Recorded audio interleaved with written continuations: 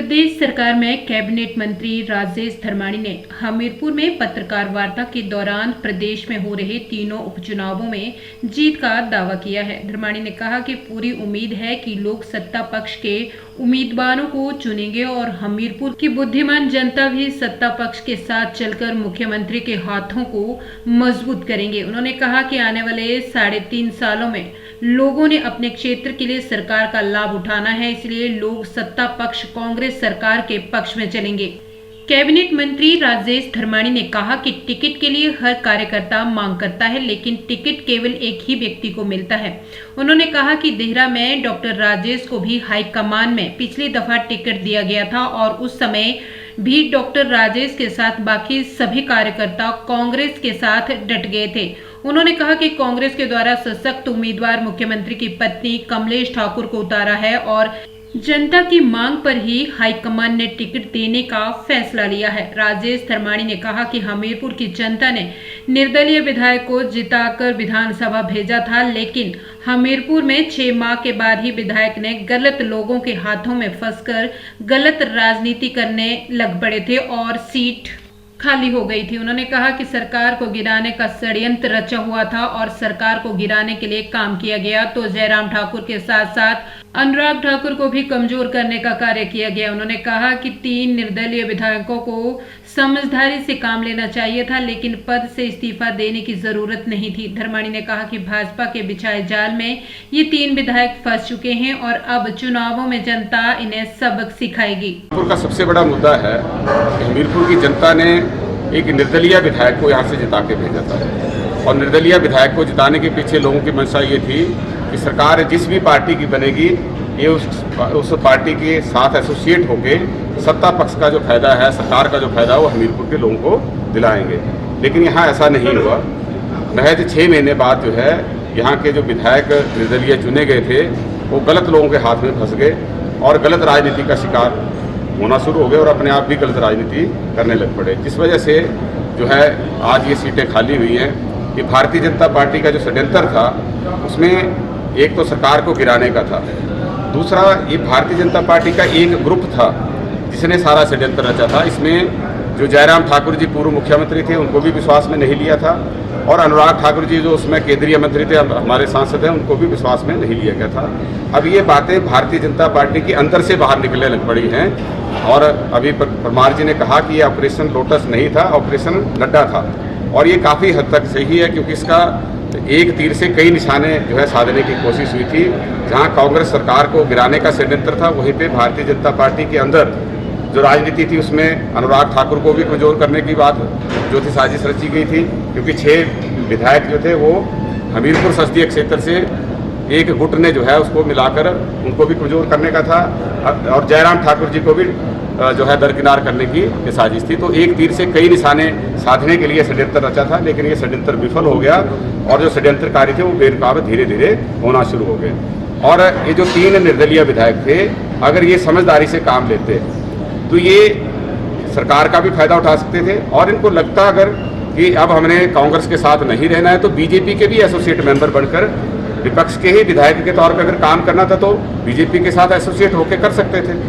चुनाव करने की जरूरत नहीं थी, इनको त्यागपत्र कर देने की जरूरत नहीं थी, ना ही भाजपा में विधिवत तौर पे शामिल होने की जरूरत थी, क्योंकि उससे जो है वो इनके ऊपर कानून के दायरे में वो आते हैं और उनके खिलाफ कार्रवाई होनी थी।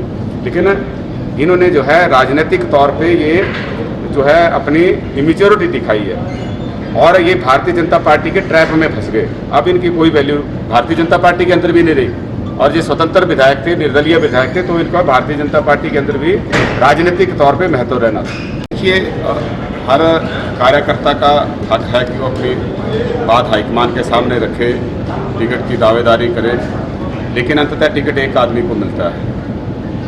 आपको याद होगा जब पिछली बार डॉक्टर राजेश को देहरा से टिकट दिया था तो वहाँ से कई क्लेमेंट थे देहरा के टिकट के और उसमें हमारे NSUI के पूर्व में अध्यक्ष रहे थे, वो भी थे देव कंवर जी जो कई सालों से हमारी पार्टी के साथ, और मुख्यमंत्री जी जब NSUI के प्रदेश अध्यक्ष थे वो जिला के अध्यक्ष थे। तो ऐसे कई दावेदार थे जो स्थानीय हमारे नेता थे उनमें भी। लेकिन जब टिकट हाईकमान ने डॉक्टर राजेश को दिया था तो सब जो है शांत होकर उनके पक्ष में जो था वो काम करने के लिए जुट गए थे। इस वजह से 18,000 वोट जो थे कांग्रेस को उसमें पड़े। तो यही उम्मीद हर कार्यकर्ता से, हर नेता से की जाती है कि जिसको भी टिकट मिलता है, और ये टिकट जो है मुख्यमंत्री जी की जो धर्मपत्नी को दिया है, ये लोगों की मांग पे दिया था। कांग्रेस का हर कार्यकर्ता चाहता था कि सशक्त उम्मीदवार वहाँ से उतारा जाए, और सबसे सशक्त उम्मीदवार जनता जनार्दन की जो आवाज़ निकली उसमें यही था कि कमलेश ठाकुर जी हैं, सबसे मजबूत हैं, वही सीट को निकाल सकते हैं। फिर उनको वहाँ से हाईकमान के निर्देश के मुताबिक जो है फिर चुनाव मैदान में उतारा। बड़ा दुखदाई है क्योंकि बच्चे बहुत मेहनत करते हैं। हम देखते हैं जो नीट का, जेई का जो मतलब एग्ज़ाम देते हैं बच्चे, वो दिन रात मेहनत करते हैं। साल 2 साल लगातार बच्चे जो हैं वो मतलब 18-18, 20-20 घंटे तक पढ़ते हैं, और ऐसे में जब पेपर लीक होता है उन बच्चों के साथ बहुत बड़ा अन्याय है। और नीट का जो एग्ज़ाम है बड़ी हैरानी करने वाला है कि जो बच्चा रिटन में कम नंबर ले रहा है लेकिन ग्रेस मार्क्स की वजह से उसको 100% मार्क्स जो है वो मिल रहे हैं, ऐसे 67 बच्चे आगे जिनके जो है 100% मार्क्स हैं। तो इससे बड़ा घोटाला और कुछ नहीं हो सकता। इसकी जो है CBI की वैसे जांच होनी चाहिए। हालांकि CBI आज की डेट में डिफंक्ट लगती है, लेकिन किसी भी स्वतंत्र एजेंसी से या जुडिशियल इंक्वायरी होनी चाहिए ताकि किसी तरीके से इस जो ये घोटाला है, जो स्कैम है, उसको दबाया ना जा सके और इन बच्चों को न्याय मिलना चाहिए। ये दोबारा से एग्ज़ाम हो, इसकी हम मांग करते हैं, क्योंकि ये पेपर लीक हुआ। आजकल इंटरनेट का ज़माना है, विदिन मिनट्स जो है वो पूरे इंडिया में जो है ये सोशल मीडिया के माध्यम से जो है कोई पेपर लीक होने के बाद पहुंच जाता है। ऐसे में ये अंदेशा है कि जो बच्चे सिलेक्ट हुए हैं उनमें से कितने फेयरली सिलेक्ट हुए हैं इसका कोई अंदाज़ा नहीं है, और जो मेरिटोरियस बच्चे हैं वो बाहर रह गए। हिमाचल प्रदेश में दोबारा जो उपचुनाव हो रहे हैं 3 सीटों पे, हमें पूर्ण उम्मीद है क्योंकि अब हमारी स्थिर सरकार है। जो संशय पिछले लोकसभा चुनावों के दौरान, जिसमें 6 उपचुनाव भी थे, भारतीय जनता पार्टी ने लोगों के मन में एक शक पैदा किया था, और कुछ लोगों को लगता था कि ये 6 सीटें जो है कांग्रेस हार कर बीजेपी के पक्ष में जाएगी, लेकिन उसमें से 4 सीटें जीतकर हमने जो है पूर्ण बहुमत की सरकार हमारी हिमाचल प्रदेश में है 38 सीटों के साथ।